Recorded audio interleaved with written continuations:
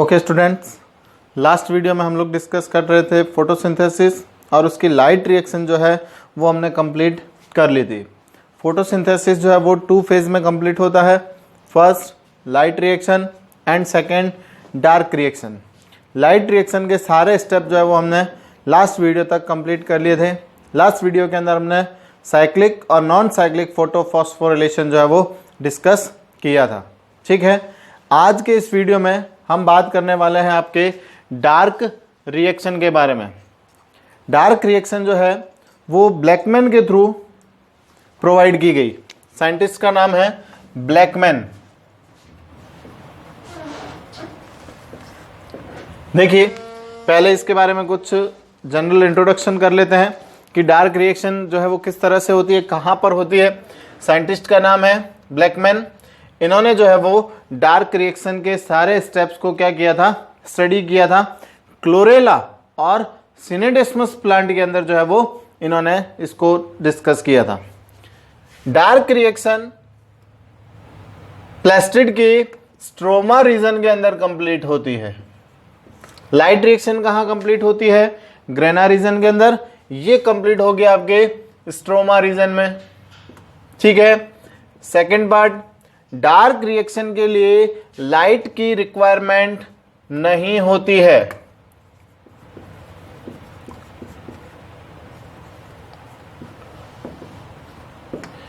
यानी कि इसके लिए लाइट रिक्वायरमेंट नहीं होगी। तो इसका मतलब ये नहीं है कि ये रात में संपन्न हो।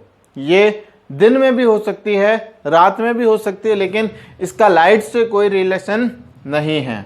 ठीक है, इसीलिए इसको बोला जाता है डार्क रिएक्शन। इस रिएक्शन के अंदर क्या होता है? CO2 fixation.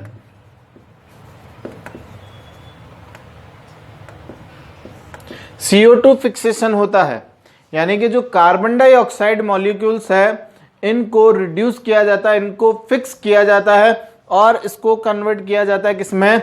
ग्लूकोज मॉलिक्यूल्स के अंदर। ठीक है, 1 ग्लूकोज मॉलिक्यूल्स फॉर्मेशन के लिए 6 CO2 मॉलिक्यूल्स की रिक्वायरमेंट होती है। क्लियर है? तो ग्लूकोज मॉलिक्यूल्स का फिक्सेशन किया जाता है किसमें? हेक्सोज सुगर में। तो डार्क रिएक्शन के through hexose sugar formation complete किया जाता है। CO2 फिक्सेशन के लिए हमें एसिमिलेटरी पावर की रिक्वायरमेंट होती है, यानी कि CO2 का फिक्सेशन करने के लिए एनर्जी रिक्वायरमेंट होती है। और वो एनर्जी कहां से मिलेगी? वो एनर्जी मिलती है हमें लाइट रिएक्शन से। जो लाइट रिएक्शन कंप्लीट होती है, जो ग्रेना पार्ट पर कंप्लीट होती है, वहां पर बनते हैं आपके ATP और NADPS2। याद होगा आपको, हमने ATP फॉर्मेशन और NADPS2 फॉर्मेशन जो है वो कंप्लीट कर लिया था। इन्हें क्या कहा जाता है?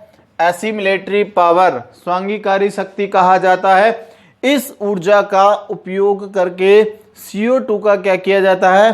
फिक्सेशन किया जाता है, रिडक्शन किया जाता है और उससे हेक्सोज सुगर फॉर्मेशन किया जाता है। क्लियर हो गई होगी बात आपको? तो डार्क रिएक्शन स्ट्रोमा रीजन के अंदर कंप्लीट होगी। लाइट जो है वो इसके लिए रिक्वायर्ड नहीं है।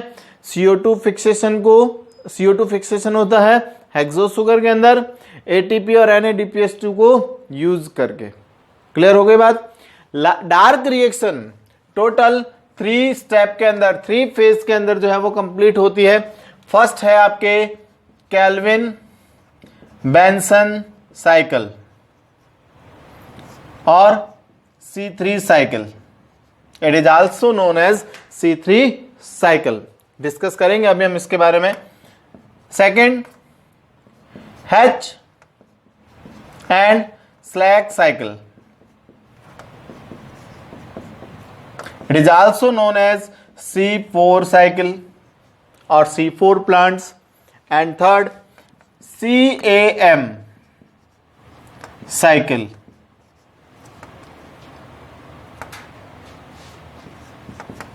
It means crassulacean acid metabolism cycle. ठीक है, तो इन तीनों साइकिल को जो है वो हम डार्क रिएक्शन के अंदर स्टडी करते हैं। चलिए, सबसे पहले हम बात करते हैं केल्विन बेंसन साइकिल के बारे में। जो कि कैसे कंप्लीट होता है। आप समझ रहे होंगे कि जो डार्क रिएक्शन है वो स्ट्रोमा रीजन के अंदर कंप्लीट होगी, यानी कि स्ट्रोमा रीजन के अंदर ही कंप्लीट होगा आपके क्या, केल्विन बेंसन साइकिल। तो सबसे पहले हम बात करते हैं kelvin Benson cycle. Okay, kelvin Benson cycle, scientist जो है वो उनका नाम केल्विन और बेंसन है। इन्होंने ही जो है वो डार्क रिएक्शन के पूरे CO2 फिक्सेशन के सारे स्टेप को स्टडी किया था, वही क्लोरेला सिनेडेस्मस प्लांट के अंदर, और इसीलिए जो है वो इसको केल्विन बेंसन साइकिल बोला जाता है। इस साइकिल को C3 साइकिल भी बोला जाता है। C3 साइकिल इसलिए बोलते हैं बिकॉज इस साइकिल के अंदर जो फर्स्ट प्रोडक्ट बनता है, जो फर्स्ट स्टेबल प्रोडक्ट बनता है, प्रथम स्थायी उत्पाद जो प्राप्त होता है वो 3 कार्बन मॉलिक्यूल्स होते हैं, इसीलिए उसको C3 साइकिल भी बोला जाता है। केल्विन बेंसन साइकिल के अंदर CO2 मॉलिक्यूल्स को क्या किया जाता है, रिडक्ट किया जाता है, इसको फिक्सेशन किया जाता है और हेक्सोज सुगर फॉर्मेशन किया जाता है, यानी कि हेक्सोज सुगर फॉर्मेशन जो है वो इस प्रोसेस के थ्रू बनाई जाती है। ठीक है, 1 CO2 मॉलिक्यूल्स को फिक्स करने के लिए ये साइकिल 1 टाइम जो है वो कंप्लीट होगा। तो हमें जो है वो 1 ग्लूकोज मॉलिक्यूल्स बनाने के लिए 6 CO2 मॉलिक्यूल्स की रिक्वायरमेंट होती है। तो इसको ऐसे भी बोल सकते हैं कि 1 ग्लूकोज मॉलिक्यूल्स फॉर्मेशन के लिए C3 साइकिल 6 टाइम रन करता है, यानी कि जब 6 बार ये साइकिल कंप्लीट होगा तो 1 ग्लूकोज मॉलिक्यूल्स का प्रोडक्शन कंप्लीट होता है। क्लियर हो गई बात। तो ये है आपके केल्विन बेंसन साइकिल। दूसरा आप देखेंगे कि 1 CO2 मॉलिक्यूल्स को रिडक्ट करने के लिए हमें 2 NADPH प्लस H+ की रिक्वायरमेंट होती है, यानी कि 1 CO2 मॉलिक्यूल्स को अगर फिक्स करना है तो इसके लिए आपको चाहिए 2 NADPH2 और क्या चाहिए 3 ATP। 1 CO2 मॉलिक्यूल्स के रिडक्शन के लिए 2 NADPH2 और 3 ATP मॉलिक्यूल्स की रिक्वायरमेंट होती है। 1 NADPH2 इक्वल्स टू 3 ATP, यानी कि जो 1 DPH2 है NADPH2 वो 3 ATP के इक्वल जो है वो एनर्जी प्रोवाइड करता है। तो 2 NADPH2 से मिलेंगे आपके 6 ATP और 3 ATP जो है वो हमें डायरेक्ट यूज करने हैं। टोटल 9 ATP जो है वो इसके लिए क्या होते हैं, यूज होते हैं। क्लियर हो गई बात। अब बात करें 6 CO2 मॉलिक्यूल्स के रिडक्शन के लिए। जब ये 1 CO2 मॉलिक्यूल्स के लिए आपको कितनी चाहिए, 9 ATP की रिक्वायरमेंट है। ठीक है, 9 ATP मॉलिक्यूल्स की रिक्वायरमेंट हो रही है। 6 CO2 मॉलिक्यूल्स का अगर आपको रिडक्शन करना है तो आपको चाहिए कितने, 12 NADPH2 molecules, 12 NADPH plus H+ और आपको चाहिए 18 ATP मॉलिक्यूल्स। आप मेरी बात समझ पा रहे होंगे। 1 CO2 मॉलिक्यूल्स के लिए अगर आपको रिक्वायरमेंट्स है 2 NADPH2 की, तो 6 मॉलिक्यूल्स ऑफ CO2 के लिए आपको चाहिए 12 NADPH2। क्लियर होगी बात। 6 2 12 NADPH2 की रिक्वायरमेंट्स होगी। 1 CO2 मॉलिक्यूल्स के लिए 3 ATP की रिक्वायरमेंट है, तो 6 CO2 मॉलिक्यूल्स के लिए आपको चाहिए 18 ATP की रिक्वायरमेंट। क्लियर हो गई बात। टोटल 1 ग्लूकोज मॉलिक्यूल्स फॉर्मेशन के लिए टोटल 54 ATP मॉलिक्यूल्स की रिक्वायरमेंट होती है। कैसे होती है देखिए, 1 NADPH2 equals to 3 ATP and 12 NADPH2 equals to 12 into 3 36 ATP plus 18 ATP equals to 54 ATP molecules जो है वो 1 ग्लूकोज मॉलिक्यूल्स के रिडक्शन के लिए रिक्वायर्ड होते हैं। क्लियर हो गई बात आपको? तो हम केल्विन बेंसन साइकिल के अंदर स्टडी करेंगे कि 1 ग्लूकोज मॉलिक्यूल्स को फॉर्म करने के लिए kelvin Benson cycles 6 time run करता है। क्लियर हो गई बात? और दूसरी बात, 1 CO2 मॉलिक्यूल्स का रिडक्शन 3 ATP 2 NADPH2 के थ्रू होता है। टोटल 6 CO2 मॉलिक्यूल्स के रिडक्शन के लिए आपको चाहिए 12 NADPH2 और 18 ATP की रिक्वायरमेंट होगी। Total 54 equals ATP molecules 1 glucose molecules के फॉर्मेशन में पार्टिसिपेट करते हैं। क्लियर हो गई बात? चलिए हम इस साइकिल के अंदर स्टडी करेंगे आपके 1 ग्लूकोज मॉलिक्यूल्स फॉर्मेशन। अभी हमने बात की कि 6 टाइम रन करेगा, तो हम 6 बार एक ही साइकिल को स्टडी करें। हम ऐसा नहीं करेंगे, हम यहां पर एक ही साइकिल के अंदर 6 CO2 मॉलिक्यूल्स को यूज करते हैं, तो इससे जो है वो हमें एक ही साइकिल के अंदर 1 ग्लूकोज मॉलिक्यूल्स प्रोडक्शन हो जाएगा।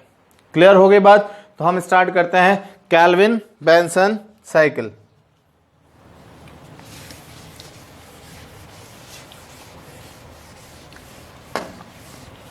First step of Kelvin-Benson cycle is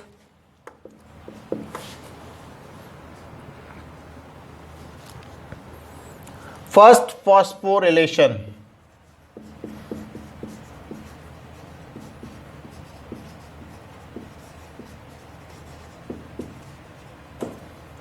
First phosphorylation.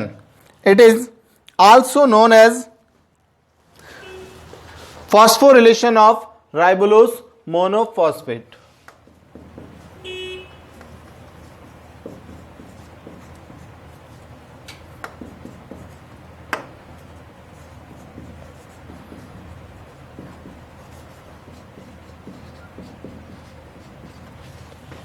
First phosphorylation. It is the first step of Kelvin-Benson cycle. It is also known as phosphorylation of ribulose monophosphate. देखिए kelvin Benson cycle के अंदर CO2 molecules को reduce करने के लिए या accept करने के लिए हमें एक प्रोडक्ट की रिक्वायरमेंट होती है, वो है हमारे पास में राइबुलोज बाइफॉस्फेट, यानी कि 5 राइबुलोज फॉस्फेट या राइबुलोज 5 फॉस्फेट, जो कि 5 मॉलिक्यूल्स शुगर होती है, 5 कार्बन मॉलिक्यूल्स शुगर होती है, जो कि क्या करता है, CO2 को यूज करता है। बट राइबुलोज बाइफॉस्फेट का फॉर्मेशन कैसे होगा? राइबुलोज बाइफॉस्फेट का फॉर्मेशन होता है राइबुलोज मोनोफॉस्फेट। आप इसकी रिएक्शन देखिए, ribulose monophosphate 6 ribulose monophosphate. 6 ribulose monophosphate क्यों लिए हैं मैं आपको बता चुका हूं। हम एक ही साइकिल के अंदर 6 CO2 मॉलिक्यूल्स को रिडक्ट कर रहे हैं, इसीलिए मैंने यहां पर 6 राइबुलोज मोनोफॉस्फेट के मॉलिक्यूल्स जो है वो क्या किए हैं, यूज किए हैं। 6 राइबुलोज मोनोफॉस्फेट फॉस्फोपेंटोकाइनेज एंजाइम्स की प्रेजेंस में, एंजाइम्स रहेगा आपके फॉस्फोपेंटोकाइनेज एंजाइम्स की प्रेजेंस में 6 ATP मॉलिक्यूल्स यूज करके, जहां 6 ATP मॉलिक्यूल्स यूज होंगे वहां पर 6 ADP मॉलिक्यूल्स का प्रोडक्शन होता है और ये बना लेता है आपके राइबुलोज बाइफॉस्फेट, RUBP या राइबुलोज बाइफॉस्फेट फॉर्मेशन कर लेता है, जिसे 6 राइबुलोज 1,5 बाइफॉस्फेट भी कहा जाता है। 6 राइबुलोज 1,5 बाइफॉस्फेट। राइबुलोज बाइफॉस्फेट क्या करेगा, कार्बन डाइऑक्साइड को रिसीव करने का काम करता है, यानी कि केल्विन बेंसन साइकिल के अंदर जो CO2 यूज आ रही है उसको ये क्या करता है, एक्सेप्ट करने का काम करेगा।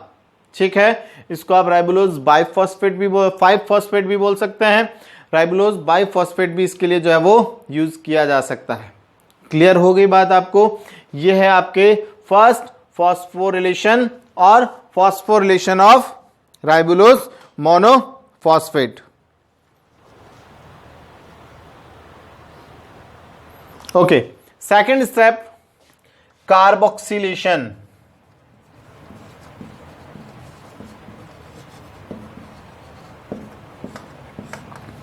सेकंड स्टेप स्टार्ट होता है कार्बोक्सिलेशन, यानी कि राइबोलोज बाइफॉस्फेट ये क्या करेगा, 6 CO2 मॉलिक्यूल्स को एक्सेप्ट करता है। देखिए यहां पर 6 राइबोलोज बाई मोनोफॉस्फेट थे, तो यहां पर भी 6 राइबोलोज बाइफॉस्फेट बनेंगे।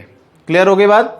तो ये क्या करेगा, आपके CO2 मॉलिक्यूल्स को यूज कर लेता है, और CO2 मॉलिक्यूल्स को यूज करने के बाद उसे फर्स्ट स्टेबल प्रोडक्ट के अंदर क्या कर देता है, कन्वर्ट कर देता है। जो फर्स्ट स्टेबल प्रोडक्ट बनेगा वो 3 कार्बन मॉलिक्यूल्स प्रोडक्ट बनता है, इसीलिए जो है इसे C3 साइकिल नाम दिया गया है। तो देखिए ribulose biphosphate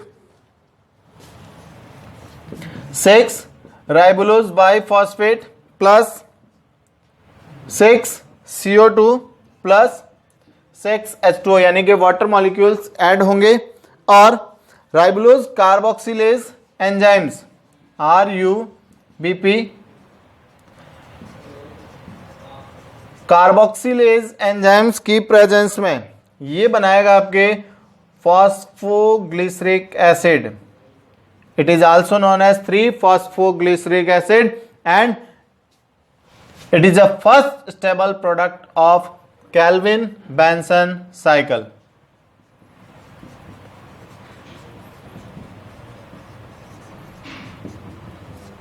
First stable product of Calvin-Benson cycle, and it is also known as C3 cycle because phosphoglyceric acid are 3 molecules of carbon.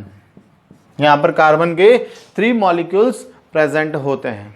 Clear हो गई बात। ये आपके सेकंड स्टेप कंप्लीट होता है कार्बोक्सिलेशन प्रोसेस। आप चाहें तो इसे साथ साथ नोट कर सकते हैं।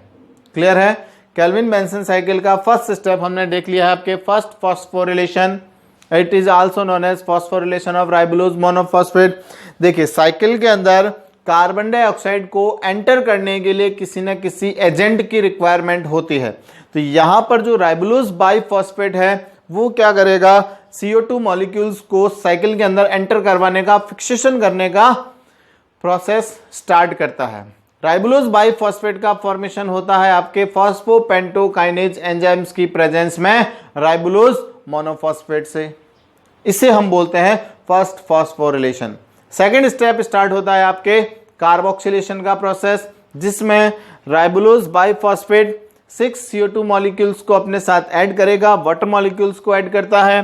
राइबोलोज बाइफॉस्फेट कार्बोक्सिलेज एंजाइम्स की प्रेजेंस में ये first stable product 3-phosphoglyceric acid का प्रोडक्शन करता है।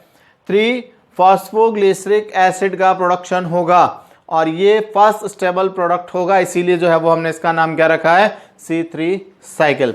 Next step second phosphorylation.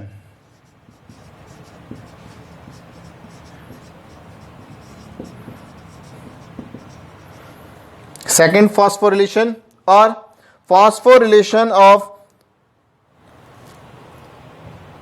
and phosphorylation of phosphoglyceric acid।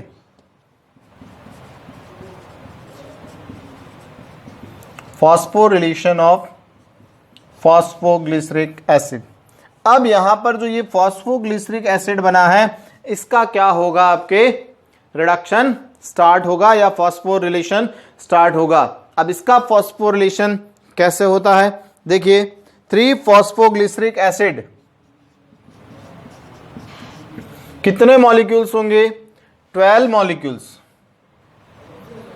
12 molecules कैसे बने, देखो 6 मॉलिक्यूल्स तो है आपके राइबोलोज मोनोफॉस्फेट के, 6 मॉलिक्यूल्स होंगे आपके CO2 के।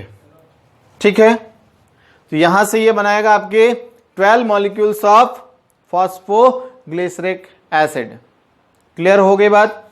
तो फॉस्फोग्लिसरिक एसिड के टोटल कितने मॉलिक्यूल्स बनेंगे, 12 मॉलिक्यूल्स बनेंगे। 12 मॉलिक्यूल्स ऑफ फॉस्फोग्लिसरिक एसिड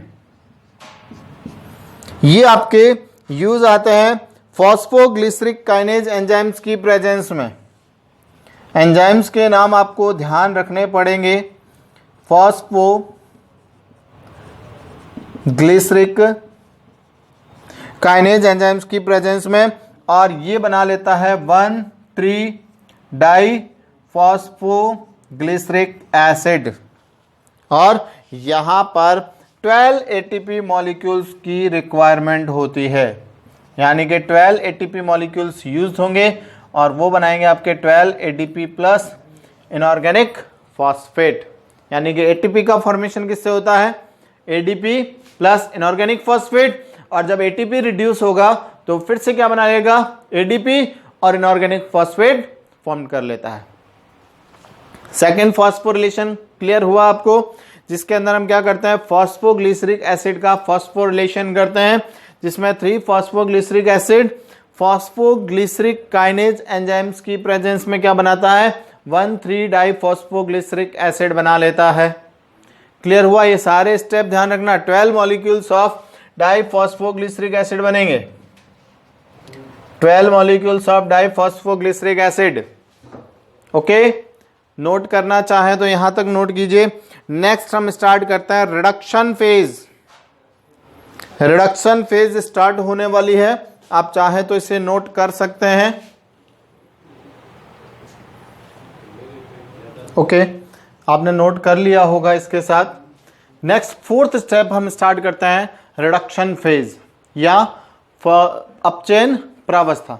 किसका रिडक्शन हो रहा है यहां पर? 1,3-डाइफॉस्फोग्लिसरिक एसिड का। तो आप इसे ये भी बोल सकते हैं reduction of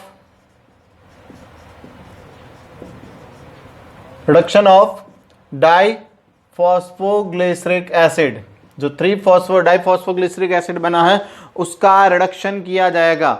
12 molecules of diphosphoglyceric acid triose phosphate dehydrogenase enzymes की प्रेजेंस में ये बनाता है आपके 3-फॉस्फोग्लिसरैल्डिहाइड। समझना, ध्यान रखना, फॉस्फोग्लिसरिक एसिड से बनेगा आपके फॉस्फोग्लिसरैल्डिहाइड, और यहां पर NADPH2 12 NADPH2 की क्या होती है? रिक्वायरमेंट होती है। यानी कि 12 NADPH2 यहां पर यूज होंगे, वो NADP में कन्वर्ट हो जाएंगे। अब यहां से जो हाइड्रोजन आयंस जो रिलीज हुए हैं वो फॉस्फोरिक एसिड के साथ में क्या हो जाते हैं? जुड़ जाते हैं। यानी कि जब NADPH2 की रिक्वायरमेंट होगी तो वहां से प्रोटॉन्स रिलीज होंगे। ये प्रोटॉन्स फॉस्फोरिक एसिड के साथ में बन करके बाहर निकल जाते हैं। क्लियर है? तो हमारे पास में बने हैं 12 मॉलिक्यूल्स ऑफ 1,3-फॉस्फोग्लिसरैल्डिहाइड, 12 मॉलिक्यूल्स ऑफ 3-फॉस्फोग्लिसरैल्डिहाइड के जो है वो हमारे पास में यूज हुए हैं, प्रोडक्ट हो गए टोटल। अब देखिए, ये जो 12 मॉलिक्यूल्स ऑफ फॉस्फोग्लिसरैल्डिहाइड के बने हैं, इस 12 मॉलिक्यूल्स में से 2 मॉलिक्यूल्स, ओनली फॉर 2 मॉलिक्यूल्स क्या करते हैं? 1 मॉलिक्यूल्स ऑफ ग्लूकोज फॉर्मेशन करते हैं।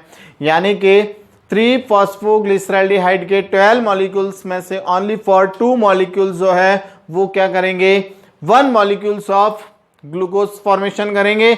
बाकी के 10 मॉलिक्यूल्स क्या करेंगे? वापस से राइबोलोज मोनोफॉस्फेट से राइबोलोज बाइफॉस्फेट का प्रोडक्शन करते हैं।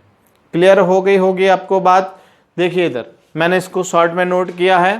3-फॉस्फोग्लिसरैल्डिहाइड के 12 मॉलिक्यूल्स, इसमें से 10 मॉलिक्यूल्स क्या करते हैं? 10 मॉलिक्यूल्स ऑफ फॉस्फोग्लिसरैल्डिहाइड ये बनाएंगे आपके 6 मॉलिक्यूल्स ऑफ राइबोलोज मोनोफॉस्फेट, और इससे बन जाएंगे आपके 6 मॉलिक्यूल ऑफ राइबोलोज बाइफॉस्फेट। ठीक है, अभी पूरा डिस्कशन देखेंगे हम इसके बारे में। 2 मॉलिक्यूल्स ऑफ फॉस्फोग्लिसरैल्डिहाइड ये आपके बनाएंगे 1 ग्लूकोज मॉलिक्यूल्स, और 1 ग्लूकोज मॉलिक्यूल जो है वो स्टार्च में क्या हो जाता है? स्टोर्ड हो जाता है। क्लियर हो गई होगी आपको बात? तो इस वीडियो के अंदर आज हम 4th स्टेप तक कंप्लीट करते हैं, last synthesis phase and राइबोलोज monophosphate formation phase. ये जो 2 फेज है वो हम नेक्स्ट वीडियो के अंदर जो है वो कंप्लीट करने की कोशिश करेंगे।